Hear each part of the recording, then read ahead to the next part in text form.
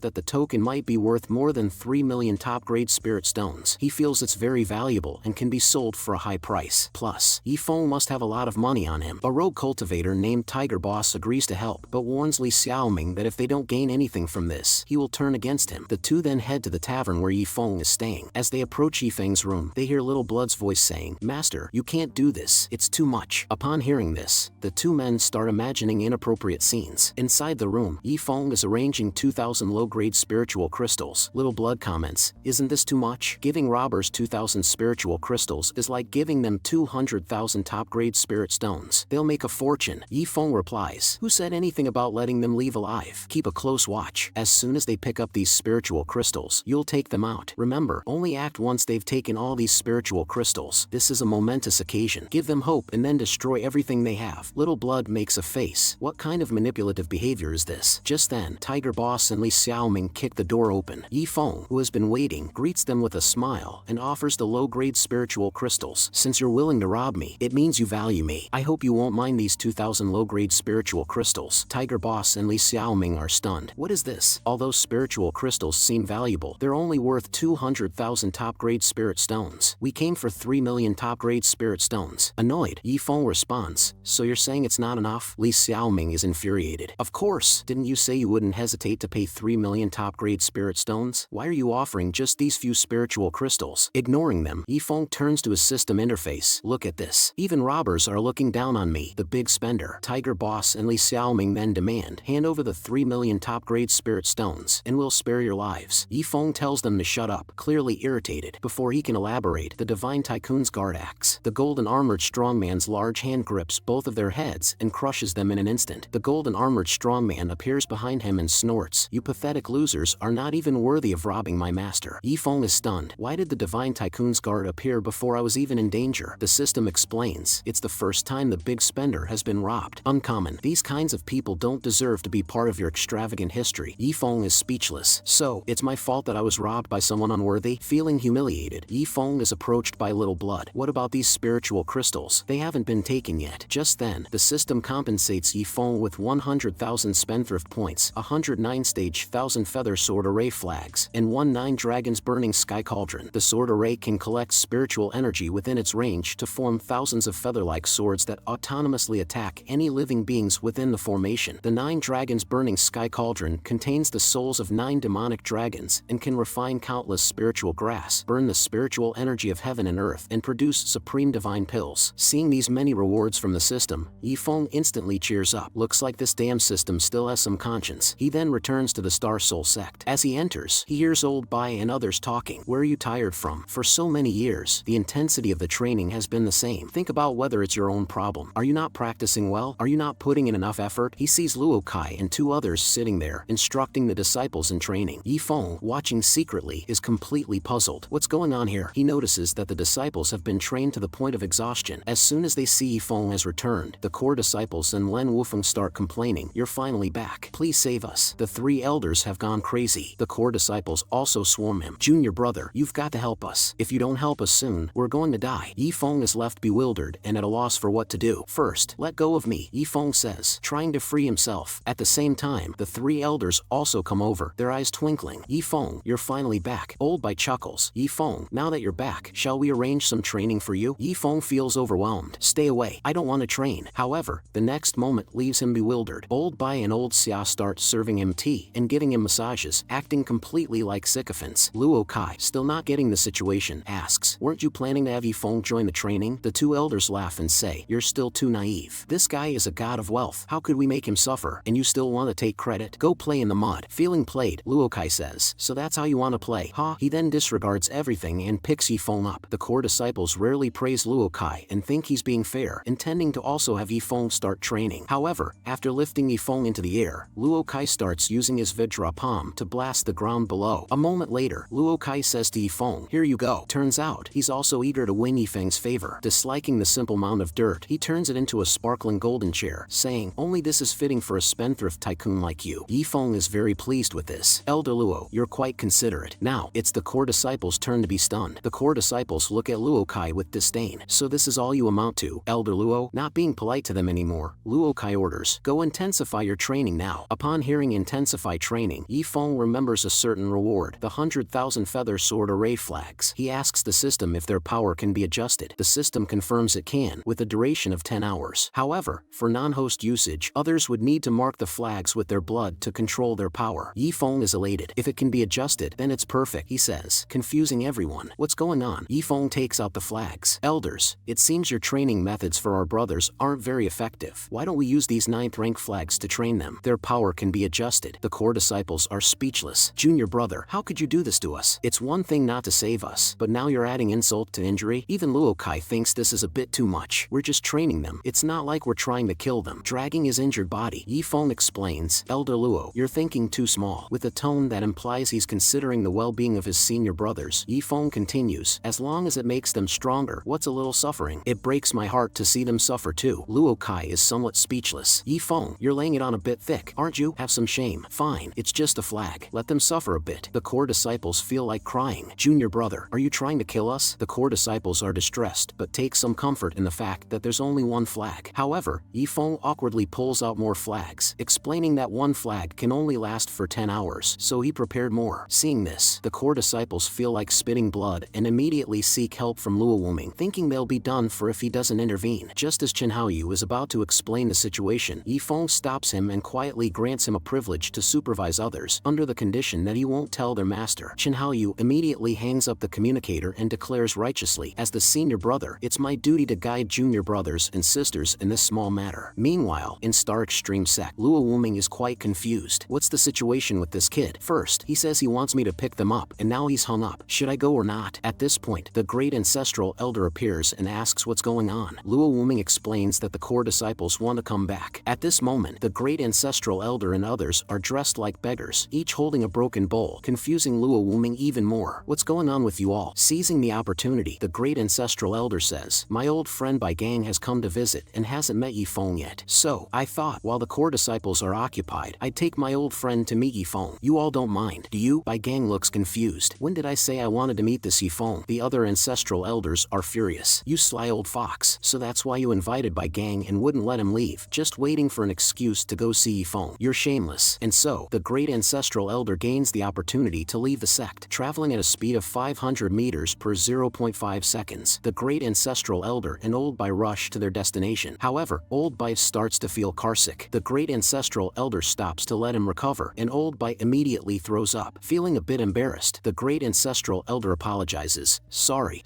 I flew too fast. Old Bai is puzzled. Even if you're in a hurry to get to Star Soul Sect, why are you dressed like a beggar? The great ancestral elder retorts. What do you know? This isn't beggar attire. It's my winning outfit. He then asks Old Bai about the mind-calming incense and its effects. Old Bai's eyes light up. This stuff is excellent. Why don't you give me a few more? The great ancestral elder explains that he got the mind-calming incense by begging from Yifeng while wearing this winning outfit. Now do you question my choice of attire? Hearing this, Old Bai goes crazy. Why didn't you say so earlier? Do you have more of these winning outfits? Get me one. And so, the two embark on a journey to secure more winning outfits. Meanwhile, back at the Star Soul Sect, the core disciples are suffering under the sword sword array. Thanks to the special privilege Yifeng granted him, Chen Haoyu doesn't have to train with the rest, but instead supervises them. As soon as the array's energy is depleted, he adds more flags. Wu Feng is also trying to stick close to Yifeng. Senior brother, you're so good to me. Yifeng tells him not to get the wrong idea. He brought him over to ask him something, and once he's got his answer, Wu Feng will have to go back to training. Wu Feng becomes distressed. Senior brother, you're not just asking me about alchemy, are you? Don't you love me anymore? Yifeng playfully looks at him. You guessed it. That's exactly why I called you over. It's about alchemy. Yifeng confirms. Before Wu Feng can even answer, old Xia kicks him away. You should go back to the killing array for training. With our 9th grade alchemist here, any question you have can be answered. Yifeng looks at old Xia reluctantly. Then I'll have to trouble you. He then brings out the 9 dragons burning sky cauldron and shares its specifications. This cauldron can refine thousands of spiritual grasses, burn spiritual energy between heaven and earth, and produce supreme divine pills. Upon hearing this grandiose description, old Xia is stunned. He can't believe that the cauldron is as amazing as Yifeng claims. He begins to mock Yifeng. To refine thousands of spiritual grasses, it must at least be at the heavenly tier, and there are only 5 heavenly tier furnace cauldrons in the entire mysterious heaven continent. I struggled a lot to even get an earth tier furnace cauldron. Don't try to fool me. As for burning spiritual energy between heaven and earth, to achieve that, the cauldron must have a cauldron spirit, which I've never heard of. And as for producing divine pills, that's just a legend in mysterious heaven continent. Yifeng is full of confidence. Hearing you say this, old Xia, only makes me more convinced that this furnace cauldron surpasses the heavenly tier. Watch carefully. He then releases the 9 dragon souls, and the entire sky turns into a sea of fire. Luo Qianxue, not far away, is incredibly shocked. Dragon souls? How could they appear in this lower world? After a moment, Yifeng retracts the dragon souls, and both of them look at the furnace cauldron in silence. Yifeng, having tested the 9 dragons burning sky cauldron, is extremely excited. This furnace cauldron is too powerful. I feel like I could use it for barbecues in the future. Old Xia is flustered. I knew it. Bringing out this furnace cauldron could only mean you're up to something wasteful. Just then, Luo Qianxue rushes over, blurting out, Yifeng, I knew it was you. She then asks if this is the cauldron that just released the cauldron spirit. Yifeng confirms and asks if she wants to try it. Luo Qianxue is indeed interested, but the furnace cauldron seems to have no reaction to her. Did you claim it by shedding blood into it? She asks. Yifeng curiously responds, I don't think so, but it nearly drained all my spiritual energy earlier. Luo Qianxue is surprised. That means you've been approved by the cauldron spirit. You should know, the power you wielded with those 9 dragon souls could have destroyed the Star Soul sect dozens of times over. Even someone who has survived 9 heavenly Dao Thunder tribulations could be slain by you at this furnace cauldron. At this moment, old Xia sidles up to Luo Qianxue, startling her. He suggests that she persuade Yifeng not to be so wasteful. He actually wants to use this furnace cauldron for barbecuing. Its demonic dragon cauldron spirit can burn through space itself, and yet he wants to use it for grilling meat. Hearing this, Luo Qianxue couldn't help but rub her forehead in exasperation. She asks Yifeng if he understands how powerful this furnace cauldron is. With this, you could walk sideways in this world. Yifeng isn't concerned. People are like iron and food is like steel. Miss a meal and you'll starve. I'm not interested in walking sideways. Barbecuing sounds much better. Unwilling to give up, Luo Qianxue continues to persuade him. This furnace cauldron is a supreme treasure. It can refine any pill and kill any enemy in this lower world. If used properly, the possibilities are endless. Yifeng maintains that barbecuing is the best use for it. Switching topics, Yifeng asks, Master, what would you like to eat tonight? How about we use this furnace cauldron for a barbecue? Luo Qianxue gets furious, draws her long sword, and is about to strike Yifeng. Old Xia hurriedly steps in to stop her. Sect leader, you can't. He's still your direct disciple after all. Luo Qianxue demands to be let go, intent on cutting down this rebellious disciple. Seeing the situation, Yifeng quickly makes his exit. Master, old Xia, you two chat. I won't disturb you. Being a disciple is hard work, always getting hit and scolded by the master. I wonder if Li Fei has returned to the sect. Kind of miss him. Meanwhile, in the dark flame sect within the heaven fire realm, Li Fei is trembling as he lies on the ground. Because he had gone to the heavenly Dao battlefield without permission, he's being punished by his master, Sun Tianyu, who is also the sect leader of Dark Flame sect. While Li Fei continues to tremble, Sun Tianyu walks over, grabs him by the head, and lifts him up. Warning, from today, you are not allowed to leave the sect until you've broken through to the foundation realm. At this moment, the great ancestral elder of the Dark Flame sect, Wang Qingshan, appears, muttering to himself, who is this Sword Dao friend visiting? When he sees Li Fei, he is shocked. Sun Tianyu is puzzled. What Sword Dao friend? There's no one visiting. Wang Qingshan senses the sword intent within Li Fei. Wang Qingshan asks him to explain himself. Li Fei really doesn't want to talk, but seeing the situation, both Sun Tianyu and Wang Qingshan start beating him up. You dare to hide things? Speak up. What's going on? I thought you hated sword cultivators. Li Fei pleads for them to stop hitting him and begins to explain. He says that he met a spendthrift in the heaven heavenly Dao battlefield who had a fragment of death sword intent. When this person learned that he didn't like sword cultivators, he forcefully gave the death sword intent fragment to him. Just like that, during a quick trip to the restroom, I acquired death sword intent. So, great ancestral elder, please don't blame me. I didn't want this. Upon hearing this, Wang Qingshan's face darkens. I spent 60 years cultivating Skyflame sword intent, and you gain death sword intent in a few minutes? Sun Tianyu then gives Li Fei a warning look. So, what do you plan to do now? With his mindset focused on slacking off, Li Fei naturally doesn't want to cultivate strenuously. He says that he will avoid all things related to the sword in the future, and over time, he will forget about the sword intent. Wang Qingshan is furious. You want to forget the sword intent? He then proceeds to beat up Li Fei again and declares that he will personally guide him in the way of the sword. Li Fei is freaked out and quickly turns to Sun Tianyu for help, who is more than happy to have the great ancestral elder educate his good-for-nothing disciple. Meanwhile, back at Star Soul Sect, a new day dawns. Yifeng's extravagant acquisitions for today are updated. 10 heavenly tier furnace cauldrons. Yifeng is speechless. How exactly am I supposed to go broke with these alchemy furnaces? He recalls that old Xia had mentioned that these heavenly tier furnace cauldrons are highly sought after across the entire mysterious heaven continent. Just then, the door to Yifeng's room gets kicked open. It's Luo Qianxue, and she looks frantic as if something has happened. Yifeng, who has just woken up, is completely bewildered. Master, what's going on? Couldn't you have just knocked? Luo Qianxue is here to scold Yifeng. How could you just casually leave the 9 dragons burning sky cauldron in the yard? Yifeng thought it was something serious and responds, Master, it's just an old alchemy furnace. No need to make a big fuss. Do you want me to enshrine it or something? Luo Qianxue's face turns red. She was actually thinking along those lines. What's wrong with venerating such a supreme treasure? Yifeng tries to pacify her. Let's not get worked up over that old furnace. Let's talk about how to squander wealth if one had 10 heavenly tier furnace cauldrons. Luo Qianxue looks unamused. How to squander? Every time you ask about something, haven't you already acquired it? She then decides she doesn't want to deal with him anymore. She's already unhappy with his wasteful behavior, and now he wants her advice on how to be more wasteful. Absolutely not. Yifeng pleads. Don't go, master. I'm still learning. Please offer some guidance. Luo Qianxue quickens her pace, mumbling, this is infuriating. Out of sight, out of mind. As she passes through the yard, old Xia is thoughtfully wiping and arranging the 9 dragons cauldron. Seeing Luo Qianxue walk by, old Xia asks if she's going out to purchase medicinal herbs. He reminds her that there's no need to buy any. They had already bought a large batch a few days ago, and it should be sufficient. Luo Qianxue says she'll get some spiritual ore instead. She just wants to get out and clear her mind. Old Xia says that for spiritual ore, she'll have to talk to Elder Chu. Luo Qianxue gets frustrated. Why are you being so nosy? Fine, I'll go out and buy some elixirs instead. Old Xia suddenly realizes that it seems Luo Qianxue is upset, probably because of Yifeng again. He almost forgot that it's time for Yifeng's regular squandering. Without giving any more attention to Luo Qianxue, old Xia hurries toward Yifeng's residence. Luo Qianxue feels vexed, wondering if everyone is deliberately making her life difficult. Upon arriving, old Xia tells Yifeng to wait. Why should a young man like you do such manual labor? Let me handle this. Seeing old Xia's enthusiasm, Yifeng is somewhat dumbfounded. Why aren't you using spiritual energy? Old Xia replies that using spiritual energy wouldn't make it manual labor. I need the exercise. Curious, old Xia asks what Yifeng is digging a hole for. Yifeng asks him to come out and explains the purpose of the hole. He then takes out a heavenly tier furnace cauldron. Old Xia is incredulous. Is this a heavenly tier furnace cauldron? What are you planning to do with it? Feeling a bit guilty, Yifeng says, I'm planning to use it as a toilet. That hole is essentially a latrine. The mental image of Yifeng using a heavenly tier furnace cauldron as a toilet pops into old Xia's mind. Unable to contain himself, he feels utterly insulted as an alchemist. That's it. I can't take it anymore. I have to put an end to this. Furious at the prospect of Yifeng using the heavenly tier furnace cauldron as a toilet, old Xia is about to take drastic measures. Just then, Luo Qianxue arrives in time to intervene. Elder Xia, please show some restraint. After all, he's my direct disciple. Old Xia is fuming. Sect master, don't stop me. I must put an end to this wastrel. He's insulting my profession. Yifeng feels a sense of deja vu. It seems like whenever his beautiful master gets angry at him, it's old Xia who comes to the rescue. Now the tables have turned. Thinking it best to leave, Yifeng decides to call over his junior disciple, Wu Feng. Luo Qianxue is even more speechless. Are you trying to enrage the only 2 alchemists we have to death? Old Xia laments. Look what he's become under your indulgence, sect master. Luo Qianxue retorts. I wonder who was the one trying to stop me yesterday. What goes around comes around. Ha! Old Xia is at a loss for words. No wonder you and Yifeng became master and disciple. Both of you are so cunning. Soon, Len Wufeng arrives. A cheerful old Xia can't help but smirk, thinking about how Wufeng is going to react. Wufeng, still unaware of the gravity of the situation, enthusiastically talks about helping his senior brother Yifeng build a latrine. However, old Xia's hopes of enjoying a show are dashed when it turns out Wufeng already knows that Yifeng plans to use the heavenly tear furnace cauldron as a toilet. Old Xia is baffled. How did you know? Wu Feng smirks. Because my senior brother just gave me a heavenly tear furnace cauldron to use as a water tank in the yard. Old Xia is disheartened. Like father, like son, you've picked up bad habits from Yi Feng too. This is driving me insane. Get lost, both of you. Although he verbally tells Lin Wu Feng to leave, it's actually old Xia who departs in a state of dejection. What bothers him the most is that Yi Feng would give a heavenly tear furnace cauldron to Wu Feng, while he, a 9th grade alchemist, doesn't even have one. The emotional roller coaster was intense for old Xia. However, when he returns to his own yard, he sees Chu Hongshan exclaiming, "Elder Xia, how do you have a heavenly tear furnace cauldron in your yard?" Upon hearing this, old Xia runs over with joy and indeed finds a heavenly tear furnace cauldron standing there, accompanied by a note with the character "for gift." It seems Yi Feng hadn't forgotten him after all. Old Xia is so touched that he's moved to tears. Chu Hongshan advises him to contain himself. Don't drown the furnace cauldron in your drool. Realizing his lapse, old Xia regains his composure. At this moment, Chu Hongshan expresses a desire to study the furnace cauldron. He had always wanted to craft a heavenly tear furnace cauldron, but all those he had seen before were already claimed. Old Xia readily agrees, sharing the same sentiment as Wu Feng. Take this thing. If you don't, I'll just use it as a water tank in my yard. Although confused by Elder Xia's sudden change in attitude, Chu Hongshan has no objections. He promptly moves the furnace cauldron to his yard for study. However, when he gets back, he is utterly baffled to find a whole row of heavenly tear furnace cauldrons lined up. What the hell am I supposed to research now? Chu Hongshan is at a loss, staring at the 7 heavenly tear furnace cauldrons in front of him. When did heavenly tear furnace cauldrons become so common? Just then, Yi Feng appears, startling Chu Hongshan. What are you doing here? As a weapon and armor smith, you should know how to squander resources with a heavenly tear furnace cauldron, right? Chu Hongshan claims ignorance. I'm an old man. I don't understand your young people's wasteful habits, but I can craft weapons and armor. Upon hearing the words weapons and armor, Yi Feng's eyes light up. Ah, Elder Chu, you catch on quickly, Yi Feng says, encouraging Chu Hongshan to pick one. Chu Hongshan is puzzled. What's the use for a weaponsmith like me? Are you suggesting I wield this furnace cauldron in battle? Yi Feng responds, exactly. This furnace cauldron can be used for both offense and defense. Isn't it the ultimate weapon? You can use it to smash someone and hide inside for protection. It's perfect. Chu Hongshan still has reservations, saying, but this is a heavenly tear furnace cauldron. No one would abuse it like this. Yi Feng then poses a question. If you, Elder Chu, were to go all out, how long would it take to destroy this furnace cauldron? After contemplating, Chu Hongshan replies, I wouldn't be able to, no matter how long I try. That's the point. Such an amazing furnace cauldron would be wasted if not used as a weapon. With that, he gathers up the remaining furnace cauldrons, leaving one for Chu Hongshan. Chu Hongshan is dumbfounded. You're giving this to me? It's the first time I've experienced your extravagance. No wonder everyone is shocked by you. Alright, then let's return Elder Xia's furnace cauldron to him. Meanwhile, inside the sect leader's grand hall, Luo Qianxue, Old Bai, and Luo Kai are present. Yi Feng says, I entrust these heavenly tear furnace cauldrons to you all. Each of you can take one and use it as a weapon. Luo Qianxue is puzzled. Where did you get so many heavenly tear furnace cauldrons? As for using them as weapons, Little Blood is the first to agree. For her, the furnace cauldron is a perfect fit. Luo Kai, a body cultivator, is a bit envious. The demon race really is powerful. This furnace cauldron seems like it was made for her. Yi Feng chimes in, Master, don't you think it's a great fit? Luo Qianxue doesn't object to the arrangement, but asks, what's the deal with giving one to the dog? Yi Feng explains, of course, it's for the dog to use as a doghouse. Plus, once the dog gets stronger, it can carry the furnace cauldron in its mouth to help us in battle. The mental image of a 6-pack ripped dog wielding a giant cauldron to defeat enemies makes Luo Qianxue inexplicably speechless. It's an argument she finds hard to counter. As for the remaining one, I'll keep it for myself. Later, I'll let old Xia and junior brother Wu Feng know so they can use them as weapons as well. That should complete our extravagant spending, right? Just then, a roar from outside interrupts them. It's from the people of Mirror Moon Manor. Zhang Shufeng shouts angrily, Star Soul Sect must hand over the murderer who killed my son. Or else, today, I will annihilate the Star Soul Sect entirely. At this moment, everyone in the hall was baffled. Mirror Moon Manor, Chu Hongshan and old Xia each brought a furnace cauldron out. How dare they recklessly talk about wiping out the entire Star Soul Sect? What a big mouth they have. Luo Qianxue also had a hostile expression. Everyone, follow me out to meet the enemy. Yi Feng reminded, Master, you forgot your cauldron. The image just established was again ruined by Yi Feng. Just stop mentioning your broken cauldron. At this time, people from Mirror Moon Manor still hadn't realized what kind of sect they had provoked. Their subordinate even suggested, why not just wipe out this sect? Zhang Shufeng said cruelly, no hurry. I won't let a single person from this sect escape. I want them to die in fear. Just then, old Xia and others each came out with a cauldron. This action was instantly ridiculed by people from Mirror Moon Manor. Are all the people in this broken sect lunatics? Dragging a big cauldron each. Luo Qianxue was mortified seeing this, wishing she hadn't agreed to Yi Feng's Shufeng's request to bring the cauldron into battle. Zhang Shufeng told them to stop laughing, vaguely feeling something was amiss. These old men's auras seemed very strong. Zhang Shufeng, today, no matter why you came, provoking the Star Soul sect is a dead end. Even Shi Chenfeng couldn't save you. Zhang Shufeng grew more uneasy upon hearing this. Who exactly are you? Chu Hongshan then stated his name. Even Shi Chenfeng owes me 3 favors. Today, no one will be of use. I said it. Upon hearing the opponent's name, Zhang Shufeng was instantly dumbfounded. How could it be him? Isn't it said that he wouldn't join any forces? Then he let old Chu listen to his explanation. Chu Hongshan told him to get to the point quickly. Zhang Shufeng hurriedly explained that his son was killed, so he thought of taking revenge. He used the mother and child bug to trace the murderer here. Chu Hongshan burst into laughter. Who are you fooling? Even if you're making excuses, find a better one. Your useless son had a protector, and my Star Soul sect's only 2 disciples, one at the merging spirit realm peak, the other at the foundation realm peak. How could they kill your son? Zhang Shufeng acknowledged the logic, but the source of the mother and child bug really was here. Chu Hongshan told Zhang Shufeng to stop pretending, not thinking he didn't know what Mirror Moon Manor was like. Then he turned to ask, did anyone kill his son? Everyone shook their heads in unison, not knowing anything about his son. Seeing this scene, Zhang Shufeng became anxious, claiming they were lying. Luo Chenxue couldn't be bothered to argue with him, directly signaling everyone to take action. At this moment, people from Mirror Moon Manor realized that all those old men were tribulation crossing experts. The next second, they were greeted by the large cauldrons. Luo Kai was very satisfied with this. Using the big cauldron felt damn good. Then he saw Old Bai and Old Xia, with their astonishing strength, swinging the big cauldrons around. They even mocked Luo Kai. Don't think you're amazing just because you're a body cultivator. Luo Chenxue, although still feeling embarrassed seeing this, was actually quite satisfied inside, realizing how enjoyable it is to smash people with a cauldron used for alchemy. She then imagined herself fighting in the future, a beautiful woman wielding a big cauldron to smash people. Luo Chenxue decided to discard this impractical idea, better not, to avoid being labeled a violent gorilla. Yifeng then wondered, did these people really come to avenge a murder? Luo Chenxue didn't think so. It was just a ridiculous excuse. At that time, the entire sky was filled with red blood rain. Yifeng, seeing this, didn't want to overthink, seeming unrelated to him. However, at that moment, the system spoke, urging Yifeng to use Heaven's secret to check if the incident of the Divine Tycoon's guard in the cave was related to him. Yifeng was annoyed. Why check? You've already hinted. Isn't it just saying it's related to me? The battle in the sky ended, with Chu Hongshan's strike crushing Zhang Shufeng. Yifeng then approached Luo Chenxue. Master, about that, seems like I killed his son. Luo Chenxue was completely unsettled. What? You really killed his son? So, others were not provoking without a reason. They truly came for revenge. How did you kill him? Yifeng awkwardly explained. I took a nap, and his son was killed by me. At this time, the elders returned with only half of Zhang Shufeng's body. Sect Master, all is settled. Mirror Moon Manor was no good either. We've done justice by punishing evil. Old Xia suggested visiting Mirror Moon Manor in a couple of days to eradicate them completely. Luo Chenxue was speechless at this moment. Yifeng asked her what was wrong. Luo Chenxue was stunned. Killed someone's son and massacred their sect. Now the elders are planning to uproot them. The once good reputation of our Star Soul sect is gone. After this battle, the Star Soul sect will definitely be labeled a demonic sect. And she, Luo Chenxue, the sect leader of the Star Soul sect, will be seen as a female demon. Yifeng was speechless. The system, how could you portray my sect like this? The system then changed its tune. After this battle, the Star Soul sect eradicated a major scourge for the cultivation world. Everyone praised it. Yifeng told it to shut up. Are you narrating a story here? Luo Chenxue felt helpless, being a master without a sense of achievement, and a sect leader with frustration. Yifeng then remembered the Secret Realm sect competition, asking when it starts. Luo Chenxue said it starts in 7 days. Take the cultivation resources with you. Go there a day early with your brothers. Also, choose an elder to lead the team. I won't go. Yifeng didn't quite understand. This beautiful master seems to really dislike trouble. What exactly is the important matter she is dealing with? To investigate Master's secret, Yifeng decided to use the Heaven's secret function. The system reminded that due to the large amount of target information, using Heaven's secret this time will consume all 3 chances for today. Yifeng was quite surprised, but still used it, only then uncovering the backstory of the beautiful master. It turns out Luo Chenxue was the saintess of Celestial Heights Boundless Sanctuary, attacked by the Void Sword sect, the Legion Isle of Penglai, and Heavenly Martial sect during her external training. Fortunately, she preserved her soul with a secret treasure and reincarnated into the current Luo Chenxue. Her only goal is to accelerate her cultivation and ascend to the Celestial Heights for revenge. Yifeng was initially not too surprised by this, but the system playfully said Luo Chenxue had a Dao companion. That made Yifeng lose his composure. What did you say? Fortunately, it was just the system joking. Luo Chenxue, in any life, never had a Dao companion. Yifeng was speechless. Damn, the system dares to scare me. I just wanted to know what Master is busy with. Just say she's cultivating. Why mention a large amount of information? But thinking about Master's tragic past life, Yifeng felt a bit sad. He remembered those 3 forces targeting Master. Someday he will ascend to the celestial heights with the Star Soul sect and kill all those who bully my wife. Ding! Congratulations to the host for confirming a Tao companion. Reward 100 million marrow cleansing elixirs. An unranked elixir completely removes impurities from the body, achieving a truly pure spirit body. Any clear mysterious pill is inferior in its presence. The only downside is that a single pill has weak effects, requires large quantities to be effective, and the taste is a bit off. Yifeng complained, "Isn't your reward a bit late? I already determined my Tao companion. Now you give this?" The system weakly said. "Next time you have a Tao companion, I'll give it earlier." Yifeng kicked it away with one foot. "What are you thinking? I only have master in my heart." Then, looking at the marrow cleansing elixir, the first thing Yifeng thought of was giving it to the dog. If Wu Feng were here, he would definitely cry to death. "I am your junior brother, you know. How come I have less presence than a dog?" Regarding the arrangement of the marrow cleansing elixir, Yifeng decided not to waste it. Instead, he planned to give it to master and the others. Just then, Yifeng saw Little Blood passing by, and then tore up Little Blood's clothes. His idea was actually to use the clothes to hold the elixirs. Little Blood was stunned. "Why didn't you tear up those old guys' clothes?" Yifeng said their clothes were too smelly. Little Blood was angry but couldn't argue. That was her 2 million top-grade spirit stone worth of clothes. She wouldn't even damage them a bit during fights, but now they were torn up by her master. Later, Yifeng found the elders and took out a bunch of marrow cleansing elixir for them. Newcomers Chu Hongshan and Luokai didn't know painful experience was coming. Old Bai and Old Xia, having experienced the pain of consuming pills, knew what was up seeing the pile. Then, Yifeng looked at the system. All of today's squandering products were used up. Why haven't the rewards been issued yet? The system reminded the host that there's still one furnace cauldron not used. Almost forgotten. Just squandering a furnace cauldron. Then Yifeng was seen leaving with a heavenly tier furnace cauldron. The elders were puzzled. What was Yifeng planning to do? A moment later, Yifeng arrived in front of Zhang Shufeng's body and smashed it hard with the cauldron, blaming this old guy for wasting his squandering time. The elders were frightened, seeing Yifeng angry for the first time, wondering if it was because they ate too slowly. Chu Hongshan, upon hearing this, thought of the previous incident with Yifeng's Divine Tycoon's guard. Then, the elders, regardless of the taste, to avoid making Yifeng angry, desperately started eating, while Yifeng, just after using up the furnace cauldron, was notified that the squandering was complete, rewarding 1,000 squandering points in a Twilight Mystic robe. Yifeng grinned. This robe is obviously prepared for master. The system also introduced the robe, a lady's garment made from Twilight Mystic crystals, warm in winter, cool in summer, soft and comfortable, and with unbreakable defense. Yifeng, seeing this, had a nosebleed. He must hurry to deliver it to master. The system, seeing this, also issued a task: deliver the Twilight Mystic robe to Master Luo Qianxue. Successful delivery will be rewarded with 500,000 squandering points. Yifeng was astonished. "Can't believe there are so many squandering points. System, are you deliberately messing with me?" The system stated it's for your own good, to help you lead a life without shame or impatience. Yifeng hesitated a bit. To do or not to do? After all, she's still only master, not yet a wife. While Yifeng was pondering whether to accept the task, Luo Qianxue just happened to appear nearby. "Yifeng, what are you doing?" Without much thought, Yifeng blurted out, "Wife, why are you back again?" Luo Qianxue was taken aback. "What did you say?" The elders also heard this, all looking at Yifeng in astonishment. Luo Qianxue glared at Yifeng with a dark expression. "Who did you just call wife?" Yifeng, trembling, explained it was just a misunderstanding. Luo Qianxue calmly said, "Are you sure it's a misunderstanding?" As she emitted a powerful aura, Yifeng started sweating profusely. "Master, listen to my explanation." The elders, while taking their medicine, gossiped. "This young man Yifeng has potential. He really dares to call her that. When did he win over the sect leader?" But seeing Luo Qianxue's cold gaze, the elders didn't dare to say more. To avoid bringing trouble upon themselves, Luo Qianxue asked coldly, "Yifeng, since you say it's a misunderstanding, then explain to me, what is that thing in your hand?" Yifeng awkwardly said, "Wife, this thing." Luo Qianxue was exasperated. "You're still calling wife?" Yifeng could only seriously explain to her, "This is a garment made from Twilight Mystic crystal, having very strong defensive capabilities." Luo Qianxue was somewhat skeptical. Twilight Mystic crystal is extremely rare. Even Boundless Sanctuary has only one piece. But upon sensing the aura emanating from the garment, Luo Qianxue was utterly amazed. It really is the aura of Twilight Mystic crystal. Knowing how rare the crystal is, could it be that Yifeng is the reincarnation of a Celestial Heights Superior Force's holy son? Luo Qianxue was now very tempted, torn between embarrassment and the precious Twilight Mystic crystal. Eventually, the Twilight Mystic crystal won over her embarrassment. She decided to accept the garment, but also warned Yifeng not to call her wife again in the future. Hearing this, Yifeng grinned mischievously. Master eventually gave in. "It seems the Mystic crystal really is a good thing. Should I pursue the victory?" Then, he grabbed Luo Qianxue's hand and said, "From now on, we'll each say our own. I'll call you wife, and you can call me whatever you want." Luo Qianxue, blushing, said, "That's not okay. If you dare call me wife again, I'll strip you of your position as the direct disciple." Yifeng then brought up his honorary elder status to order her not to strip him of his direct disciple position. Luo Qianxue pouted, feeling sullen. "You dare to threaten me?" Seeing the honorary honorary elder status not working. Yifeng then invoked his grandmaster status. Eventually, Luo Qianxue admitted defeat. Fine, whatever, call me whatever you want. And then she left with a red face. Yifeng was extremely happy. Indeed, being thick-skinned is key to winning over a wife. Just one Twilight Mystic crystal and she lets me call her wife. Maybe next time I could even get a kiss. And the time after that, maybe even enter the bridal chamber. Yifeng chuckled foolishly. Just then, Yifeng suddenly remembered, where did the marrow cleansing elixir and the elders go? Later, Yifeng went to the disciple courtyard, telling junior brother Wufeng to go to the sect's main hall. There's something good for him, but he was confused as soon as he entered. Why are all the senior brothers here? The next second, junior brother Wufeng directly knelt down, startling Yifeng. Junior brother, what are you doing? Wufeng then started to cry. Eldest brother, it was my narrow-mindedness. Yifeng, puzzled, looked at junior brother Wufeng. What's going on with you? Wufeng, like a clown, said about himself, when you, senior brother, spent 100,000 high-grade spiritual stones to become master's direct disciple. I thought you were just a fool with too much money, but it turns out I was the fool. At this time, the core disciples also gathered around. It has to be you, junior brother. 100,000 high-grade spiritual stones to get a saintess as a wife. Only you could win over the ice goddess of the Star Extreme sect. Yifeng then realized his calling master wife has been exposed. Du Tianyu enviously said, never thought the story of a domineering disciple falling for a cold master would be true. Upon hearing this, the brothers all wanted her book to learn a thing or two. Then the brothers headed to the sect's main hall. Yifeng, with a dark face, wondered which elder let it slip. They're definitely going to overeat marrow cleansing elixir later. Right after Yifeng arrived at the sect's main hall, Chu Xiaoxiao frantically looked at him. Yifeng, what have you done to my sister Luo Qianxue? But was stopped by Chu Hongshan. Yifeng was very smug. Just say what you want directly. I'm very happy now. I don't want your stuff. I, Chu Xiaoxiao, would rather starve to death or be struck down by heavenly thunder than accept anything from you. Yifeng found her quite uninteresting. This woman is much more irritable than master. After saying this, he saw the beautiful master sitting in the main seat. Yifeng chuckled, still maintaining your dignity. Huh, wife, you must be angry now. But after ascending, when you face danger, I'll perform a miraculous descent, arriving with the Star Soul sect to rescue you and win your heart. Then, he tore Little Blood's clothes again. Little Blood was exasperated. My new clothes. Again, master, can't you find another scapegoat? I hardly have any clothes left. Yifeng ignored her and introduced the pile of marrow cleansing elixir on the table. This medicine is much more powerful than clear mysterious pills. It can truly give you a spirit body without impurities. Seeing food, the dog eagerly came over. Yifeng kicked it away. Get out of here, you stupid dog. You'll eat last. Everyone found this scene quite satisfying, thinking the better treated than human series has finally ended. Chu Xiaoxiao then advised Luo Qianxue, we mustn't eat it. But Luo Qianxue expressed her temptation. It's the lure of a spirit body without impurities. My only goal is to become stronger. I can't refuse what he offers. Chu Xiaoxiao was furious. She didn't believe the pills Yifeng offered could be so amazing, and decisively tasted one. Yifeng was smug, thinking her arrogance has been silenced. But Chu Xiaoxiao immediately vomited after eating. It's so disgusting, like some kind of poison. Yifeng was puzzled. Is it really that bad? And decisively fed some marrow cleansing elixir to the dog to test. After eating, the dog also had a constipated face, and then started vomiting crazily, even becoming stiff. Yifeng cheered it on, but seeing the dog lying stiff, Yifeng wondered if it was playing dead. Then he fed it more marrow cleansing elixir. Everyone was surprised to see the dog's day had come. That's how it should be treated. Too much pampering of the dog. So, Yifeng fed the dog marrow cleansing elixir for half an hour, making it as fat as a pig. Yifeng told it not to be ungrateful. If it weren't for wanting to train this stupid dog, it wouldn't have gotten any of these good things. At this time, Yifeng asked the system, everyone's physique is different. How do we determine how many marrow cleansing elixirs they need to achieve a pure, impurity-free physique? However, the system stated that all beings are equal. Just consume 100,000 pills per person, and you can achieve a pure, impurity-free physique. Yifeng was almost frightened. Are you sure 100,000 won't kill them? At this time, Chu Hongshan was crying while pinching his granddaughter's acupoint. He and Chu Xiaoxiao had already consumed hundreds of pills. Why aren't there significant changes in their bodies? How many more do they need to eat? Yifeng awkwardly said it might take 100,000. Upon hearing this, Chu Xiaoxiao couldn't bother feigning unconsciousness anymore. What? 100,000 pills? Not only were the grandfather and granddaughter shocked, everyone was stunned by Yifeng's words. Yifeng, blushing, explained, anyone who consumes 100,000 pills can achieve a pure, impurity-free physique. The core disciples wailed. They couldn't eat so many. It was simply unbearable, and the taste was absolutely worse than excrement. However, Luo Qianxue didn't think so. As a saintess from Celestial Heights, she knew how powerful a pure physique was. Now, just by eating 100,000 pills, she could achieve it. It was a huge bargain. Once ascended to Celestial Heights, the power of a pure physique would be revealed. At this moment, Chu Xiaoxiao completely broke down. Can we not eat anymore? After eating, her pure heart felt polluted by filth. Having her consume 100,000 such disgusting pills was worse than killing her. Yifeng remarked that the young people today just can't can't handle it. Then he tried one himself. The next second, he started vomiting violently. He thinks this thing tastes even worse than shit, though he's never actually eaten shit. System, are you sure this is just slightly bad in taste? This is clearly no different from eating excrement. They managed to persist through hundreds of pills already. Maybe it's better to save the marrow cleansing elixirs for squandering. The system reminded that the benefits of a pure physique in celestial heights are terrifying. Please decide carefully. Yifeng was startled. It seems this pill, comparable to excrement, must be consumed. Seeing Yifeng also struggling to eat, Chu Hongshan tried to console him. Forget it, 100,000 is really unbearable. Yifeng asked everyone, do you really not want to eat anymore? Getting affirmative answers from everyone that they didn't want to eat, Yifeng started to act serious. Alright, but let me say something first. To persuade Chu Hongshan to voluntarily eat marrow cleansing elixirs, Yifeng brought up the one-armed madman, the member of Divine Tycoon's guard, who utterly defeated Chu Hongshan the other day, saying if they eat one less pill, the one-armed madman will appear once. What the one-armed man would do, Yifeng isn't sure. He can only guarantee that Elder Chu stays alive. Upon hearing this, Chu Hongshan had no choice but to eat, obediently accepting the marrow cleansing elixir from Yifeng. Luo Qianxue was a bit bewildered. Who is this one-armed madman? What surprised her even more was that her good friend Chu Xiaoxiao also started frantically eating the marrow cleansing elixirs. She didn't understand. Is the one-armed man Yifeng mentioned really that terrifying? At this time, only Chu Hongshan, his granddaughter, and little blood were eating. Old Bai and old Xia urged them not to focus only on eating, wondering who exactly is this one-armed man, making them all so anxious. Knowing that the sect's strongest, little blood and Chu Hongshan, are this scared, they had no power to refute, so they had no choice but to start eating too. After half a day of eating, Chu Hongshan, who couldn't eat anymore, came to chat. Apparently, after killing Zhang Shufeng, he feared Shi Chenfeng might cause trouble. Yifeng wondered, doesn't Shi Chenfeng owe you 3 favors? Chu Hongshan explained that favors are only useful when there's no conflict. Now that he has killed Shi Chenfeng's man, he feared Shi Chenfeng might turn hostile. At this moment, the system also issued a task, ordering Yifeng to lead 10,000 reserve members of Divine Tycoon's guard to annihilate Shi Chenfeng's dark sorcery sect, rewarding 300,000 squandering points. Yifeng then remembered what the Golden Armor Guard and the one-armed man said. The Golden Armor Guard said there were thousands of Divine Tycoon's guards, but the one-armed man said there were only 10. Turns out the Golden Armor Guard is one of the reserves. The Golden Armor is a symbol of their reserve status. When they take off the Golden Armor, they can become official members of the Divine Tycoon's guard. Yifeng was a bit surprised. So, the one-armed man is really strong, but Yifeng thought of the key point. So the first time I encounter danger, you just send a reserve to me. System? The system said it was a random draw. Anyway, in Mysterious Heaven Continent, the reserves are just overkill. Yifeng was speechless. You really don't care about my life, huh? Even doing a random draw. Forget it. He couldn't be bothered to argue. Now he still has about 600,000 squandering points. Just need another 300,000, and he can break through. But is this dark sorcery sect so strong, needing 10,000 reserves to annihilate it? The system said he was overthinking. It's just that the reserves have been training for a long time and need to come out for some fresh air. But Yifeng is going to the Mystic Realm Grand Tournament in 7 days. Is there enough time? The system assured that there's no problem. After annihilating them, let the guards tear through space. Just send you to the Mystic Realm Grand Tournament's secret realm. Yifeng thought it was a great idea. He could sneak in and destroy all the resources, leaving just a little bit for others, making everyone else come in second. Thinking of this, Yifeng subconsciously called out to Luo Qianxue again. Wife, Luo Qianxue immediately pulled out her long sword in threat. Call me that one more time and see what happens. Yifeng quickly changed his tone. Master, I want to go out with Elder Chu for a bit. Luo Qianxue then let him go and agreed to his request. Yifeng felt a bit gloomy. Master, aren't you worried about me encountering danger outside? Luo Qianxue scoffed. Why should I, a junior, worry about a grandmaster going out on a mission? Before leaving, Yifeng distributed storage rings to everyone, each containing 100,000 marrow cleansing elixirs, allowing everyone to eat at their leisure. Little Blood was exasperated. You have storage rings, so why tear up my clothes? Then Yifeng informed everyone about his departure and called Chu Hongshan along. Now everyone was thrilled. No need to rush eating those excrement-tasting pills for a few days. Outside the main hall, Yifeng looked at Chu Hongshan's spiritual artifact with curiosity. What is this thing? Chu Hongshan explained that it's a flying spiritual artifact, powered by spiritual stones for limitless flight. Yifeng thought it was fantastic. He was just worrying about where to spend his spiritual stone. He could supply the spiritual stones. With this, he wouldn't even need to learn flying sword techniques. But Chu Hongshan said the spiritual artifact was only 3rd grade. Its speed was similar to the peak of merging spirit realm, good for sightseeing on trips. Yifeng thought the speed was too slow. Can it reach the dark sorcery sect in 7 days? Chu Hongshan was surprised to hear this. Are you going to find Shi Chenfeng at the dark sorcery sect? Yifeng told him not to worry about why they were going, just asked if they could reach the dark sorcery sect in 7 days. Chu Hongshan said the soul artifact definitely couldn't, unless he flew there himself. Yifeng then had an idea, so he arranged for Chu Hongshan to fly behind, pushing the flying soul artifact. While he enjoyed a speed like light, Chu Hongshan never thought he'd become a human booster one day. Approaching nightfall, Yifeng suggested finding a town to rest. Then they settled in a nearby town. Chu Hongshan found it unavoidable. Even on a trip, Yifeng still reminded him to eat marrow cleansing elixirs. Yifeng, strolling around, suddenly thought of his eldest disciple and his master's sister. He needed to send them the marrow cleansing elixirs. Otherwise, he'd be an incompetent master. Then he activated the sect's teleportation, targeting Huayuman. As a spatial vortex appeared, Yifeng arrived beside Huayuman. The person was in the middle of bathing. Yifeng felt a bit awkward. Eldest disciple, why don't you turn around? Let your master help you scrub your back. Frightened, Huayuman kicked over. Go to hell, you lecher. At this moment, Yifeng's perspective was like time had stopped. He saw everything clearly, what he should and shouldn't have seen, causing him to have a nosebleed. He never expected his first benefit to come from his eldest disciple Huayuman. Just as Huayuman was about to kick Yifeng, the one-armed man from Divine Tycoon's guard appeared. Of course, he couldn't let him see the scene, taking advantage of him not fully emerging from the spatial rift. Yifeng fiercely kicked him back. Yifeng was speechless about the one-armed man, always ruining his good moments. The next second, Huayuman's foot kicked towards his face, knocking him unconscious. After recognizing Yifeng, Huayuman also felt a bit embarrassed. Next time, Master, could you notify me before coming? Then she asked, Master, do you have something important since you came suddenly? Yifeng then took out a storage ring containing 200,000 marrow cleansing elixirs, allowing her and Luo Yaoyao to each consume 100,000 to achieve a pure, impurity-free spirit body. Just that the marrow cleansing elixirs are a bit smelly. You have to bear with it, not even one less. It's very useful in celestial heights. Though Huayuman was a bit confused, she still accepted it and promised to follow the instruction. Having said that, Yifeng prepared to leave. Before leaving, he reminded Huayuman not to associate with the dark sorcery sect. They are destined to perish. Upon hearing that Master was going to annihilate the dark sorcery sect, Huayuman immediately informed Luo Yaoyao, ordering her to eliminate the people from dark sorcery sect who came to buy supplies and to come to her room for a chat. Soon after, Luo Yaoyao also came over. Huayuman then handed the marrow cleansing elixirs to her. Luo Yaoyao didn't recognize the pills, but trusted her master, Huayuman, and tried one. The next second, her entire facial features blurred. Then she fainted and fell backwards. Huayuman was dumbfounded. Luo Yaoyao, you're not dead, are you? Luo Yaoyao sighed and said, Master, did I offend you in some way? If you want me dead, just give me a quick end. Huayuman felt fortunate that she let Luo Yaoyao try it first. Otherwise, her image as the Valley Master of 10,000 Flower Valley would have been ruined. Luo Yaoyao was extremely weak. Master, what's wrong? Is someone threatening you? If so, just tell your disciple. Huayuman told her not to guess wildly. Just know that these pills are beneficial. They were sent by Yifeng. Here are 200,000 of them. You and I each have to consume 100,000. Luo Yaoyao immediately became furious. What? 100,000 pills? You and Grandmaster are trying to kill me, aren't you? Luo Yaoyao couldn't understand at all. Are these really beneficial? She decided to consult her sister. After contacting Luo Qianxue was eating marrow cleansing elixirs and vomiting while talking to her. Luo Yaoyao could already picture the scene. It seems even her sister couldn't avoid it. In that case, Master, let's eat them. The next morning, Yifeng woke up in a good mood. Today his squandering item also refreshed. It's Fragments of Artifice Enlightenment, 10,000 pieces. After use, it greatly enhances the ability to perceive the path of the artificer, allowing the creation of soul artifacts with low-level artifact spirits. Yifeng was quite surprised. Can it really create artifact spirits? This isn't something that can be done in the lower realms. But how should he squander them? At this moment, Chu Hongshan came to him. Seeing his worried look, he asked what was wrong. Old Bai had informed him that Yifeng squanders something every day. Wondering what he would squander today, Yifeng then asked Chu Hongshan, Elder Chu, as a refiner, do you pursue the highest realm of the path of the artificer? Chu Hongshan said it was almost enough for him. Ever since he had the heavenly tier furnace cauldron, he had been too lazy to pursue further. Hearing this, Yifeng smirked. So, Elder Chu, you've given up. Chu Hongshan felt a bit uneasy under his gaze. Getting affirmation, Yifeng decided to give him the path of the artificer fragments. Seeing the fragments in Yifeng's hand, Chu Hongshan was extremely surprised. He recognized them as path of the artificer fragments and told Yifeng not to waste them on him. He had already given up on pursuing the highest realm of refining. Yifeng said that was exactly what he wanted. Someone with the right fate like him. If he hadn't given up, Yifeng wouldn't have given them to him. At this point, Chu Hongshan also realized. So, you are squandering on me. That's right. After Elder Chu consumes 10,000 fragments, you can create an artifact spirit. Then, the pots and pans in the sect will rely on you. Chu Hongshan felt it was a waste of talent. If he had to refine those, he would rather not consume the fragments. Yifeng grinned, having a plan in mind. He gestured with his right hand as if holding a sword, swinging towards his own left arm, muttering, should I cut off this left hand and practice swordsmanship instead? Chu Hongshan then realized Yifeng was using the one-armed man to threaten him. The next second, he admitted defeat. Actually, I think pots and pans with artifact spirits are quite interesting. Yifeng appeared pleased, as if to say, the child can be taught. After consuming 10,000 fragments, Chu Hongshan resumed the journey with Yifeng. Yifeng. He was a bit puzzled, although he could now refine spiritual artifacts with artifact spirits. Creating an artifact spirit would trigger an artifact tribulation, and he couldn't withstand it. Yifeng assured him not to worry, saying he would help him block the artifact tribulation. Anyway, that one-armed madman was quite strong. Chu Hongshan, however, thought it was inappropriate. If someone else blocks the thunder tribulation for an artifact spirit, it would bring about the true thunder tribulation, a tribulation that no one can withstand. Yifeng was full of confidence, saying no matter what tribulation, it would not be a big problem for the one-armed man. Even the heavenly Tao wouldn't dare to fart in his presence. Chu Hongshan was immensely shocked upon hearing this. Although Yifeng was known for his extravagance, he never bragged, having a guard capable of contending with the heavenly Tao. What exactly is Yifeng's identity? At that moment, Yifeng noticed a skirmish not far away and asked Elder Chu to stop. Below, 3 people were being attacked by a group of beasts. Chu Hongshan recognized their clothes. They were inner disciples of the dark sorcery sect, probably unable to defeat the frost mystic wolves. Yifeng asked about their strength. Chu Hongshan assessed, including the beasts. They were all at the peak of the foundation realm. Yifeng seemed eager to act, seeing a chance to try out his newly acquired good and evil Buddha mystic prowess. Chu Hongshan was somewhat surprised. Was this extravagant young man finally going to make a move? He had only heard others say that Yifeng was strong. Today, he would finally see it for himself. Meanwhile, the dark sorcery sect disciples were desperately resisting the frost mystic wolves, but all harboring their own ulterior motives, refusing to reveal their trump cards, especially a disciple named Xiaohai, who had many secrets but was unwilling to use them. At the critical moment, Yifeng descended, urging the 3 to retreat, saying he would handle the 5 frost mystic wolves. The next second, a lightning-fast figure landed. Then Yifeng decisively used the good and evil Buddha. A vision of Buddha and demon appeared. As Yifeng commanded, the evil side emitted a purple light, instantly causing the frost mystic wolves to start attacking each other. The nearby dark sorcery sect disciples were stunned, terrified by the power of the mystic prowess, too scared to stay there any longer. But Yifeng coldly said, "Who allowed you to leave?" In a flash, the Buddha's side emitted a dazzling golden light, purifying the 3 disciples. The 3 of them murmured to themselves that they deserved to die as such degenerates. Then they committed suicide to atone for their sins. Chu Hongshan, who was watching from above, was somewhat shocked. This mystic prowess is indeed terrifying. He almost got affected himself, urgently asking Yifeng to withdraw the mystic prowess. Yifeng complied upon hearing this. "Old Chu, were you also affected?" Chu Hongshan, looking at the 3 who committed suicide. "Yifeng, it seems you don't fully understand your mystic prowess." Yifeng admitted he indeed didn't understand it, as it was his first time using it. Chu Hongshan's face showed immense shock. For the first time in his life, he saw a mystic prowess that defied the laws of the heavenly Tao. He surmised from the earlier performance that the mystic prowess causes the good to turn evil, losing their sanity and attacking each other, and the evil to turn good, similarly losing their sanity and committing suicide. Just then, the system alerted to the presence of heavenly Tao tokens. Yifeng was overjoyed, wondering if these people came from the heavenly Tao battlefield. This was an unexpected delight. Yifeng happily obtained 2 heavenly Tao tokens. With these 2, he could take his beautiful wife to heavenly Tao city for fun. Chu Hongshan, unaware of the purpose of these tokens, asked Yifeng what they were. Yifeng explained, "They are unique tokens from the heavenly Tao battlefield." With these 2 heavenly Tao tokens, Yifeng lost interest in other things, leaving behind a pile of spiritual stones and treasures. Chu Hongshan was a bit speechless. Have spiritual stones and treasures become synonymous with trash now? Then the 2 continued on their journey. During a break, Chu Hongshan inquired of Yifeng, besides the good and evil Buddha, did he have any other trump cards? Yifeng thought for a moment and replied, "Does his sword Heart Realm's Death Sword intent count?" Chu Hongshan was shocked. "You're also a sword cultivator?" Yifeng said no, he is merely a transporter of sword intent, feeding himself into the realm of sword heart. Actually, compared to being a sword cultivator himself, he was more keen on feeding a sword dog. After all, even dog reached the sword heart realm, making it mysterious heaven continent's first sword dog. Chu Hongshan was hearing this for the first time and was instantly stunned, almost causing Yifeng to crash. Chu Hongshan still couldn't believe it. Damn it, even dogs can break through the sword heart realm. Why haven't I broken through with 10,000 fragments? Is my comprehension worse than a dog's? Just then, Chu Hongshan's token rang. It was Shi Chenfeng contacting him. Yifeng told him to tell Shi Chenfeng to wash his neck and wait. In 6 days, he would wipe out his dark sorcery sect. Meanwhile, inside the dark sorcery sect's main hall, hearing Chu Hongshan's words about destroying the dark sorcery sect master Shi Chenfeng was furious. "A mere old codger dares to challenge me." He immediately ordered all followers to return. He wanted to see how Chu Hongshan would destroy the dark sorcery sect. Meanwhile, in the Heavenly Secrets Pavilion, Great Elder Sun Li was startled. He had already deduced that in 6 days, the dark sorcery sect would be completely annihilated. Shou Tong was surprised. "What about the secret treasure of our Heavenly Secrets Pavilion?" It turns out that the old sect master of the dark sorcery sect, Zhou Chongshan, had borrowed their Heavenly Secrets Pavilion's secret treasure at a great cost. Now the deadline has not yet arrived, but they can't afford not to take it back. At this moment, Yifeng's second disciple of the Prodigal sect, Yi Lingxue, walked walked in. Is this the elder of the Heavenly Secrets Pavilion? Having been here for so long, she always felt that great elder didn't pay enough attention to her. Even other disciples of the Heavenly Secrets Pavilion couldn't stand it anymore. Ever since Yilingxue came to the Heavenly Secrets Pavilion, all the resources have been hers. All the elders doted on her. She was almost pampered like the grandmother of the Heavenly Secrets Pavilion. And still not enough attention? Great Elder Sunli decided they must retrieve the secret treasure from the Dark Sorcery sect within 6 days, even if it damages the reputation of the Heavenly Secrets Pavilion. Then he prepared to use the celestial peering telescope to deduce who would be best to retrieve the secret treasure. Upon hearing this, Yilingxue realized this is one of the 3 great secret treasures of the Heavenly Secrets Pavilion. They say even peeking once would shorten one's life by several years. Not wanting Great Elder to suffer, Yilingxue volunteered to try operating the celestial peering telescope herself. Of course, she was just curious and wanted to play with it. Sunli told her not to be reckless. She is the future of the Heavenly Secrets Pavilion and can't afford to lose anything. Yilingxue then revealed her possession of Karma Dao patterns to everyone. Sunli was incredibly astonished. You actually have Karma Dao patterns. Let me see how much karmic force this Karma Dao patterns can withstand. As the Great Elder approached, Yilingxue slapped him. You old geezer, don't you know that men and women shouldn't touch each other? Knocking out another one of Sunli's few remaining teeth, Yilingxue asked doubtfully, is this Karma Dao patterns not so good? Who would have thought Sunli would cry with envy? You're telling me it's not so good? Do you know how much lifespan and waiting time it costs me to use the celestial peering telescope once? In your Karma Dao patterns, even if you use the celestial peering telescope 10 times in a day, it's like playing. No karmic backlash. No need to sacrifice lifespan. Only then did Yilingxue realize how powerful the Karma Dao patterns given by her master Yifeng were. From then on, Sunli treated Yilingxue even more reverently like an ancestor. Then, looking at the celestial peering telescope, which resembled an astronomical telescope, Yilingxue happily got to try it out. Sunli was speechless. This was meant for searching, not for playing. Half an hour later, the result was out. The best candidate to go to the Dark Sorcery sect was indeed Yilingxue. Sunli then told Zhou Tong to accompany her. Looking at the floor filled with celestial peering telescope records, everyone was extremely surprised. Why was this batch of records so long? Weren't she just checking who was the best candidate to go to the Dark Sorcery sect? By this time, Sunli was completely stunned. He had miscalculated. Yilingxue had explored 66 times, most of which weren't serious inquiries. Do you know what she was looking for? Everyone was very curious. What would a saintess search for so many times? Sunli revealed. She checked our gossip 65 times, leaving no stone unturned about us. People anxiously asked, what did the saintess find out? Sunli pointed out one by one. One person cheated in marriage 177 times. One son is not his own. The worst is Zhou Tong. He visited brothels 1,095 times in 3 years. Deceived and bluffed 93 times and has 4 illegitimate children. That's Karma Dao patterns, yet used for such gossip. Truly using a cannon to kill a mosquito. People wore a dejected face. This was a public execution for them. Thankfully Zhou Tong wasn't there. However, when Zhou Tong and Yilingxue were together, Yilingxue exposed all his secrets. Even the genetic reason for Zhou Tong's balding, traced back to his great-great-grandfather, was revealed. Zhou Tong, hearing this wasteful act, couldn't help think of Yifeng. Why are their behaviors so similar? Suddenly, he realized something. Saintess, do you know someone named Yifeng? Yilingxue, always playing undercover, naturally wouldn't admit Yifeng was her master. Zhou Tong then breathed a sigh of relief. Good you don't know him. Meanwhile, Yifeng received information about Yilingxue's wasteful behavior, earning 800 wasteful points and 200 golden silkworm star shining stones. This action instantly woke up the drowsy Yifeng. My second disciple is so promising. Even knows how to help her master waste. Yifeng curiously asked the system, how did Yilingxue waste? The system then informed him of Yilingxue's privacy invasion. Yifeng applauded her, worthy of the disciple he favored. That's right. Then Yifeng handed the 200 golden silkworm star shining stones to Elder Chu. Chu Hongshan was surprised. Is this for me? Yifeng told him not to overthink it. When you return to the sect, remember to use these star shining stones to build latrines, and then a latrine hut. Chu Hongshan was disgruntled, knew this wastrel had no good intentions. Then he scolded, do you know how precious star shining stones are? Day in and day out, all you know is shit, piss, and fart. If you can mention one more thing, I'll consider you creative. In fact, Chu Hongshan wanted to say was why not give them to me? Yifeng then brought up the great ancestral elders of the Star Extreme sect. Even they support me. Elder Chu, what's there for you to be angry about? Chu Hongshan didn't believe it. Why would they go crazy with you? He then contacted the ancestral elders. You old geezers, Yifeng is wasting star shining stones and you're not intervening. But when the ancestral elders explained that the hut built could be used to block thunder tribulations, Chu Hongshan immediately realized his small-mindedness. Then he also strongly supported building the hut. Yifeng was curious. How did you change your attitude so quickly? Meanwhile, at the headquarters of the Chenhai Commerce Association, Huang Xiaofei was continuing his training with Butler Meng. Old Meng and Chairman Huang watched. By this time, Old Meng had confirmed the authenticity of the pill formula and praised the young young master's thriftiness. Chairman Huang, however, disagreed. Don't you know how wasteful Huang Xiaofei has been since he was young? But old Meng had witnessed Yifeng's wastefulness. Chairman, you haven't seen a real wastrel. Do you know what less favored than a dog means? Chairman Huang grew increasingly curious about Yifeng. He planned to visit the Star Soul sect to see this wastrel. Time passed and another day dawned. A thunderous boom woke up Elder Chu. Could there be a cultivator undergoing tribulation nearby? Upon waking up, Chu Hongshan saw Yifeng holding several talismans. Curious, he asked Yifeng what they were. Yifeng demonstrated by tossing them into the air, releasing massive thunder tribulation attacks. Chu Hongshan was instantly frightened. How can heavenly Tao thunder tribulation be made into talismans? I must be dreaming. I'll continue sleeping. Yifeng quickly stopped him. Elder Chu, don't go. It's real. Today, we can strut around. Watching the spectacle of the thunder tribulation talismans exploding across the sky, he seriously doubted whether they might accidentally misfire and strike them instead. Yifeng assured him, the tribulation clouds are under my control. But the next second, a thunder tribulation struck right next to Chu Hongshan. Is this what you meant by not misfiring? At that moment, Heavenly Secrets Pavilion's great elder Sunli spat blood. Shock, he thought. Who could possibly control the heavenly Tao? 3 days later, in the guest room of Dark Sorcery Sect, Shou Tong was advising Yi Lingxue, we should take the secret treasure and leave. Yi Lingxue, playing with crickets, said, no rush. When Dark Sorcery Sect's crisis comes, that's when we take the treasure. This she deduced using the Heavenly Mystery Secret Art. Hearing it was indicated by the Heavenly Mystery Secret Art, Shou Tong was no longer in a hurry. Meanwhile, outside the Dark Sorcery Sect, Yifeng and Elder Chu also arrived. Yifeng told Elder Chu to look forward to his first transformation. Yifeng began his transformation moment, surprising Chu Hongshan. You have this ability? Moments later, Yifeng appeared in new armor, made from the gold and silkworm star shining stones. Chu Hongshan sarcastically said, might as well have used it for latrines. Yifeng posed coolly. Elder Chu, today I'll show you. Heavenly Tao is nothing. As he called out for the golden armored guards, numerous spatial rifts appeared in the sky, creating a magnificent scene. Paired with Yifeng's flamboyant attire, he was the showstopper. Moments later, 10,000 golden armored guards appeared, all in golden armor. At the Dark Sorcery Sect, they thought someone was undergoing tribulation, but the high ranks of the Dark Sorcery Sect didn't see it that way. An elder was shocked by this aura. Shou Chongshan, the former leader of the Dark Sorcery Sect, appeared. He looked towards the thundering sky in terror. Then he fiercely slapped the approaching Shi Qinfeng. Who exactly have you provoked? Realizing the terrifying aura, he knew Dark Sorcery Sect was doomed. All of us will die today, he lamented. On the other side, beside Yifeng was the familiar muscular man in golden armor. The golden armored man reported that they could start the plan to destroy the Dark Sorcery Sect. Yifeng praised him, aiming to be a formal Divine Tycoon's guard soon, then turned to Elder Chu with a smirk. Why are you dazed? Elder Chu, lead the way. If you have any grudges against Dark Sorcery Sect, seize this opportunity. Chu Hongshan also smirked. Really? Yifeng affirmed. Whoever you point at, they'll kill. Just enjoy this highlight of your life. Upon seeing the situation, Chu Hongshan was extremely excited. Today, I can finally get my revenge. Meanwhile, Shou Chongshan prepared for a do-or-die battle, eager to see who could suppress the heavenly Tao, considering it an honor to die at their hands. As soon as he finished speaking, Yifeng and Chu Hongshan appeared before him. Without hesitation, Chu Hongshan pointed out those he wanted revenge on, and Divine Tycoon's guard candidates swiftly took action, giving Chu Hongshan a rare thrill, never expecting to one day command such powerful figures. Shou Chongshan, recognizing Chu Hongshan's voice, was stunned. You, old man, this is outrageous. Seeing this, Yifeng instructed a muscular golden armored man to eliminate him. The man asked how to kill him, leaving Yifeng momentarily stumped. However you want to kill him, must you ask me? The man looked at the clouds above, suggesting using the heavenly Tao thunder tribulation to annihilate Dark Sorcery Sect. Yifeng praised the suggestion. Didn't expect you to have such a sly idea. Despite your righteous appearance, I have high hopes for you. But then, a system reminder warned that Yifeng's disciple, Yi Lingxue, was visiting Dark Sorcery Sect to be careful not to harm her accidentally. Surprised, Yifeng assigned some candidates to protect her, then proceeded with the rest. Heavenly Tao thunder tribulation struck down on all the evildoers of Dark Sorcery Sect. Shou Chongshan watched in disbelief, his turn coming the next second. At this moment, inside the guest room of the Dark Sorcery Sect, Yi Lingxue is leisurely drinking tea. Shou Tong is very concerned about what's happening outside. The saintess even has the mood to drink tea. Well, then, he decides to go out and see. But as soon as he steps out, he witnesses a terrifying scene. Thunder tribulation rains down on the people of the Dark Sorcery Sect. This instantly dissuades Shou Tong from joining the commotion. Yi Lingxue laughs and says, Older Zhou, not going out anymore? Shou Tong, obviously scared stiff, replies, not going out anymore. It's safer to stay here. Yi Lingxue had known about this situation all along. What she couldn't understand was why the celestial peering telescope wanted her to come to the Dark Sorcery Sect and told her to hide in this room, assuring her that someone would bring the treasure to her. Soon, the Dark Sorcery Sect was completely destroyed. Watching the set being destroyed under his watch, a weakened Shou Chongshan is in utter disbelief. He's extremely unwilling to accept this. For such a villain, Yifeng doesn't even hesitate. He orders 2 candidate members to take him down, but just then, the system alerts that a treasure needed by his second disciple, Yi Lingxue, is on Zhou Chongshan. Seeing this alert, Yi Feng initially thinks Zhou Chongshan is stealing his disciple's treasure. He orders the candidate members not to kill him, but to give him a good beating first. Zhou Chongshan is numb. Do you have to insult me before I die? Who is your disciple? When did I ever steal anything? But no one gives him a chance to explain. The candidate members start kicking him immediately. You dare to offend our master, you old man. Yi Feng instructs them to beat him severely. The golden armored strong man just watches as a bystander, commenting, this old guy still has some backbone. He won't confess. Yi Feng is furious. He steals my disciple's treasure and won't admit it. In that case, you go over there too. Loosen his bones for him. Yi Feng sends the golden armored strong man to deal with him. The strong man directly swoops and like an angry crow takes flight. After beating him for n hours, Zhou Chongshan still doesn't admit it. This attitude even earns Yi Feng's admiration. However, Zhou Chongshan isn't refusing to speak, but genuinely doesn't know what Yi Feng is talking about. You didn't even ask me. Who exactly is your disciple? Yi Feng says he doesn't know what the treasure is called, but my disciple's name is Yi Lingxue, the saintess of the Heavenly Secrets Pavilion. Zhou Chongshan, with a swollen face like a pig's head, takes out a treasure. This is something I borrowed from the Heavenly Secrets Pavilion, and your disciple came to my place 3 days ago, just eating and drinking without saying anything. She didn't say a word. I really didn't know anything. He's truly wronged. Chu Hongshan also explains on behalf of Zhou Chongshan. This thing is indeed borrowed by him. However, Yi Feng clearly knows. He was just playing Zhou Chongshan. After all, it's not easy for the candidate members to come out and get some air. It would be a pity not to let them play a bit longer. Zhou Chongshan is also amused and angered. He never thought that one day, a great demon would become a tool for Yi Feng to win people's hearts. Yi Feng is nonchalant. So what? The next second, Zhou Chongshan can't bear it anymore and bursts out with his remaining strength, attacking Yi Feng. Chu Hongshan quickly shields Yi Feng. However, Zhou Chongshan's explosive aura is completely dissipated by a slap from the golden armored strong man. If our master wants you dead, you die. If he doesn't, you better behave. Chu Hongshan is completely baffled. Who am I? Where am I? Why does this world not conform to his understanding? Yi Feng is increasingly satisfied with the golden armored strong man and asks if he has a name. The strong man says he doesn't, as only official divine tycoon's guards are entitled to have one. Yi Feng becomes interested on the spot. Rules are dead. People are alive. From now on, your name is Yi Wan, with the nickname Suave Man. You're the first one I've named. Don't let me down. Upon hearing this, the golden armored strong man is stunned, then quickly kneels in gratitude. Thank you, my lord, for naming me. Yi Wan will not let you down. With things nearly settled, they decide to kill Zhou Chongshan and return. Yi Wan, you stay. Come with me to return the treasure to Yi Lingxue. Meanwhile, in the guest room, Zhou Tong listens carefully to the outside sounds, but finds it completely silent. Has the dark sorcery sect really been wiped out? Yi Lingxue, however, is surprised. Older Zhou, behind you, it's Yi Wan's arrival. He swiftly uses a memory-erasing palm on Zhou Tong, knocking him out. Yi Lingxue, thinking it's an enemy, prepares to fight. Moments later, Yi Feng appears behind Yi Wan. Yi Lingxue, have you missed your master? Then he returns the treasure to Yi Lingxue. Yi Lingxue happily hugs Yi Feng. Master, you're amazing. Chu Hongshan is baffled again. The saintess of the Heavenly Secrets Pavilion is Yi Feng's disciple, and Yi Feng is Luo Qianshue's disciple. Yi Feng calls Luo Qianshue wife, so wouldn't the saintess call Yi Feng husband? He then dismisses these thoughts. Seems like I know too much. Yi Feng also removes his cumbersome golden armor. Yi Lingxue then asks him if, besides destroying the dark sorcery sect, he has other purposes for coming here. Yi Feng gives an awkward smile. Sort of. It's actually a mission issued by the system. I had to complete it. Yi Lingxue interprets this as the dark sorcery sect messing up his grand plan, then praises the karma Dao patterns Yi Feng gave her as powerful, believing that with them, she could eventually control the Heavenly Secrets Pavilion. Yi Feng is left speechless. This second disciple is great in everything, but just has too strong of an imagination. Suddenly, Yi Feng notices Chu Hongshan writing something. Chu Hongshan looks a bit embarrassed. Young Master Yi, don't worry. Even though I know a lot, I will absolutely keep my mouth shut. If I speak, just let the one-armed man chop me into pieces. Yi Feng is speechless. Why does everyone like to imagine so much? Well then, I hope old Chu, you remember what you just said. Otherwise, you're responsible for the consequences. Chu Hongshan is relieved that he reacted quickly. Good thing he didn't care about the will I was writing, or I would have really been in danger. At this moment, Yi Feng looks at the unconscious Zhou Tong. Yi Lingxue, how are you going to explain this to him later? Yi Lingxue tells Yi Feng not to worry. She has her own way to explain to older Zhou, since she can handle it. Yi Feng doesn't bother to intervene. Finally, he bestows upon Yi Lingxue the 2 sect functions that he didn't give her last time. Now it's time to say goodbye. Yi Feng calls Elder Chu to leave. Then he looks at the rewards for this mission, receiving 300,000 spendthrift points and the 1,000 Souls Bloodlust banner. This is a special magical spiritual artifact, sealing thousands of evil spirits capable of soul attacks. The holder can feed it with their own blood to strengthen it. The stronger the blood, the faster the evil spirits grow. It's a growth type special spiritual artifact. Yi Feng is amazed amazed. This thing is really too strong, and shouldn't it be for a great demon to use? If I bring it to celestial heights, maybe it could even advance to the demonic immortal weapon level, but it's a bit troublesome to keep using my own blood. However, he is reprimanded by the system. Can't you be a bit more ambitious? Do you still want to possess such trash? Yifeng is frustrated. I don't have any good stuff. Can't I just covet this junk? The system reassures him. Don't worry. Although it's a bit poor at the beginning, with the system here, it can completely replace these rewards. Your life will slowly get better. Yifeng is speechless. Is the system offering me a pie in the sky? The system also thoughtfully gives Yifeng a new reward. The destruction god eye. Close the eye and all things live. Open it and all things perish. Can be used once a day. Yifeng, while accepting the reward, praises the system for finally doing something humane. Then he goes outside, ready to test the effect on the mountain in front of him. The destruction god eye opens, a shocking aura slowly awakening. The next second, a mysterious and unfathomable force heads towards the mountain. From Chu Hongshan's perspective, Yifeng looks like a crazy, blinking fool. Yifeng asks him if he didn't see the power just now. Chu Hongshan is bewildered. I didn't see anything. Then he looks towards the mountain, only to find that the mountain that once stood there has now completely vanished without a trace. Chu Hongshan exclaims, how did the mountain disappear? Yifeng suggests not to discuss the vanished mountain for now. Elder Chu, you've had a hard journey. This Thousand Souls Bloodlust banner is for you. It's a growth-type spiritual artifact, useful even in celestial heights. Chu Hongshan raises a concern. Doesn't this make me a demonic cultivator? Yifeng reassures him. Don't worry, the spirits sealed inside are all heinous demons. Just feed them with your blood daily, and their strength will keep increasing. Learning that the sealed spirits are major demons, Chu Hongshan feels relieved. Yifeng then sends Chu Hongshan away, telling him to return to his sect, while he has other matters to handle. Meanwhile, inside the main hall of the Sunlit sect, the sect leader Chen Jingfeng asks his disciple if everything is ready. The disciple confirms that all cultivation resources will be sent to the demon-suppressing cave that night. Hearing this, Chen Jingfeng laughs heartily. After planning for 100 years, the day has finally come for the ancient demon ancestor to break the seal. On that day, other sects will either submit or be annihilated. No one can stop the rise of the Sunlit sect. However, a few hours later, Yifeng successfully sneaks into the Mystic Realm Grand Tournament about to be held by the Sunlit sect, escorted by Yuan. Upon arrival, the system alerts him. Today's spendthrift item refreshes 200 soul spheres. These spheres contain extremely pure soul power, a special item created by cultivators specializing in soul cultivation. Yifeng doesn't quite understand. Soul cultivators? Does that mean mental attacks? The system explains. Soul cultivators cultivate their own souls, capable of unleashing terrifying mental attacks with mysterious and powerful methods. Soul spheres are extremely important for artifact refiners, alchemists, talisman masters, and array masters, among others. Yifeng doesn't want to hear all this. Again with the chanting. Are you trying to get me to trigger a related plot in the cave? The system admits. Yes, and there's also an unusual power intrusion. The antivirus function has been activated automatically. Yifeng thinks he should thoroughly study this antivirus function. Inside the cave, an old man named Xiaochen is muttering to himself. Although I've been sealed for 200 years, being able to refine these 200 soul spheres isn't a loss. At this moment, Yifeng arrives and asks, what are you counting, old man? Xiaochen quickly hides the soul spheres. Surprised, how did you get in here? Yifeng replies, I just walked in. Xiaochen is baffled. This place is protected by a formation set by the Golden Will Emperor. How did you get in? Has the formation failed? Seeing Yifeng walk in nonchalantly, Xiaochen thinks the formation that trapped him for 100 years has failed. Excitedly rushes out, muttering, the formation has finally failed. But soon after, with a loud bang, Xiaochen hits the edge of the formation. It turns out the formation has not failed after all. Yifeng is also astonished. So that power was confining this old man. Xiaochen collapses to the ground, crying, how much longer do I have to be trapped here? He can't help but yell out. Yifeng uses the peering into the heavenly secrets function, ready to find out who this old man is. Soon, the system identifies him as Xiaochen, the ancient demon ancestor, a peak tribulation crossing realm powerhouse who has survived 9 heavenly tribulations. He is a soul cultivator, but 200 years ago, he offended Ding Yi, a disciple of the Golden Will Emperor, and was sealed in this demon-suppressing cave by the Emperor's avatar, condemned to never ascend to the celestial heights until his death. Seeing that he is a soul cultivator, Yifeng comes up with various bizarre ideas. He thinks, flaunting soul spheres in front of him should count as spendthrift, right? With a smile, Yifeng approaches. Elder, are you familiar with soul spheres? Xiaochen scoffs. Not only do I know, I have quite a few in my hand. Seeing this, Yifeng pulls out an incredibly large soul sphere. Then, Elder, have you ever seen one this big? Xiaochen is instantly shocked. What is this? How can there be such a large soul sphere in the mysterious heaven continent? The next second, Yifeng makes a 3-point basketball shot, leaving Xiaochen dumbfounded. What are you doing? Don't throw it away. But it's too late. With a snap, the soul sphere shatters. Xiaochen is furious. Are you crazy? Without spiritual energy protection, soul spheres easily break. Do you know how precious such a large soul sphere is? Yifeng nonchalantly says, no matter how precious, you can't take it out with you. Rather than having the soul sphere as a burial object, it's better to bring some fun. He even fabricates that he was also trapped here for offending Ding Yi. Upon hearing the name Ding Yi, Xiao Chen's expression shows great surprise. You also offended that guy? No wonder you could enter this formation. But that Ding Yi is really useless. It's been 200 years. Hasn't he ascended yet? If I can escape, I will definitely kill him. Yi Feng agrees. Absolutely. Xiao Chen then recalls Yi Feng's earlier statement about soul spheres bringing joy. Yi Feng tells him to watch carefully. I'll only show it once. Then he pulls out a basketball hoop, ready to play basketball with soul spheres. Xiao Chen finds the action awkward, oddly empowering. Yi Feng and Xiao Chen start playing basketball using soul spheres. The result of the game is Yi Feng winning by a narrow margin. In this way, 200 soul spheres are spent, earning 1,000 spendthrift points and 1,000 soul spheres. Seeing this, Xiao Chen wants to continue playing. Do you, young man, have any more? Yi Feng laughs. No more. Elder, do you have any? Xiao Chen says he naturally has, but his soul spheres are small, not suitable for basketball. Yi Feng grins with an idea. Small ones can be used for playing table tennis. Then the two of them start playing table tennis with Xiao Chen's soul spheres inside the cave. After a few exhilarating hours, both are exhausted. I have to say, Elder, your table tennis skills are really impressive. You even managed to play a spinning ball. But then Xiao Chen becomes gloomy again. It's fun now, but the formation is still there. Xiao Chen then asks Yi Feng if there's still a sect called Sunlit Sect in the outside world. Yi Feng, of course, has heard of it. Isn't it the leading sect of the Mystic Realm Grand Tournament? That Sunlit Sect is really wicked. They tried to harm me before. I casually gave them some benefits, pretended to be the ancient demon ancestor, and promised to protect them after breaking the seal. Then they eagerly started gathering resources for me. Hearing this, Yi Feng gets intrigued. This old man really knows how to play, treating Sunlit Sect like fools. It would be a pity not to recruit such a talent into the sect. Then he asks Xiao Chen, is there really no way to break this formation? Xiao Chen points to a crystal above. That's the formation's core. But forget it. I've tried countless times without success. Hearing this, Yi Feng wants to give it a try, wondering if the destruction god eye can destroy something made by the Celestial Heights Emperor. As Yi Feng activates his destruction god eye, the formation core is instantly destroyed. Xiao Chen is utterly shocked. How did the formation core suddenly disappear? Am I finally going to be free today? Yi Feng then says, Elder, don't you want to go out for a walk? When Xiao Chen steps out of the cave and sees the stars dancing in the sky, he truly realizes he is free. In this moment, Xiao Chen feels as if he's returned to his youth. Young man, you did all this, right? Thank you very much. Yi Feng is a bit confused. Who are you, young man? But as he rubs his eyes, the young man before him disappears, turning back into the scruffy Xiao Chen. Is it a side effect of the destruction god eye, even causing hallucinations? Seems I need some rest. Meanwhile, in the Golden Will Palace in Celestial Heights, the Golden Will Emperor says with interest, didn't expect someone in the lower realm could break his formation. This is really interesting. At the same time, in the mysterious Heaven Continent's soul-destroying valley, Ding Yi, a direct disciple of the Golden Will Emperor, also receives this news. Didn't expect that Xiao Chen guy could escape, but without the Golden Soul Holy Spirit Tree and no mentorship, what can he use to fight me? Meanwhile, in the forest of the secret realm, Xiao Chen is full of regret. If I had known I could get out, I wouldn't have wasted all the soul spheres. And Yi Feng learns from him. The reason why Xiao Chen became enemies with Ding Yi is that he discovered the Golden Soul Holy Spirit Tree first, but Ding Yi couldn't compete and thus called for backup. Seeing this, Yi Feng plans to invite Xiao Chen to join a sect. Xiao Chen, now having nowhere else to go and grateful to Yi Feng, agrees without a second thought to join. Of course, as an elder, Yi Feng then asks Xiao Chen, now that we are free, you won't be seeking revenge against Ding Yi, right? And you could ascend to Celestial Heights anytime now. Xiao Chen says he won't ascend, finding the mysterious Heaven Continent more interesting. Mainly, he fears being caught by the Golden Will Emperor, which would mean a more miserable death than just laying low. Yi Feng, resigned. You really are lacking ambition. Then Yi Feng excitedly asks the system, now that Xiao Chen has joined the Star Soul sect as an elder, and given his formidable strength, it wouldn't be too much to give him 1,000,000 low-grade spiritual crystals as a welcome gift, right? The system agrees, stating it falls within the spendthrift range. Then Yi Feng happily takes out the spiritual crystals and hands them to Xiao Chen. Elder Xiao, since you've joined our sect, and I, as the direct disciple of the sect master, naturally should offer a welcome gift. Here are 1,000,000 low-grade spiritual crystals. I hope you won't find them too little. Xiao Chen is completely stunned upon hearing this. Has the economic system of the mysterious Heaven Continent collapsed over these 200 years? Yi Feng, speechless. Shouldn't you first doubt whether I have money? However, Xiao Chen doesn't accept the welcome gift, thinking and then using his habit of being free and unconstrained as a reason to refuse Yi Feng. He doesn't want to join anymore. The various peculiarities about Yi Feng make him suspect that Yi Feng might have conflicts with the Golden Will Emperor. Seeing Xiao Chen turning to leave, Yi Feng can only pull out his trump card, taking out the soul sphere and saying, Elder, if you don't agree, I'll have to give these 100 soul spheres to someone else, and I'll keep replenishing them after they're used up. Sure enough, this catches Xiao Chen's attention. Upon hearing about the soul spheres, immediately, Xiao Chen's demeanor changes. challenges. How could I not agree? I'm already eager to embrace the big family. This triggers a spendthrift action, earning 300 spendthrift points, as well as 100 bottles of soul purifying water. This item can purify impurities in the soul. If purified to the utmost, the soul has a chance to undergo a positive transformation. Yifeng looks at Xiaochen upon seeing this effect, thinking this item seems tailor-made for him. Then he asks Xiaochen, Elder Xiao, if I have something that can purify the soul, what would happen if your soul was purified to the utmost? Xiaochen, having heard of such treasures, says that if he used it, he would definitely ascend directly. Not even the Heavenly Emperor could stop that. In light of this, Yifeng decides not to let Xiaochen use it. Better to first use it for other members of the sect. The system comments, Host, you're chickening out, aren't you?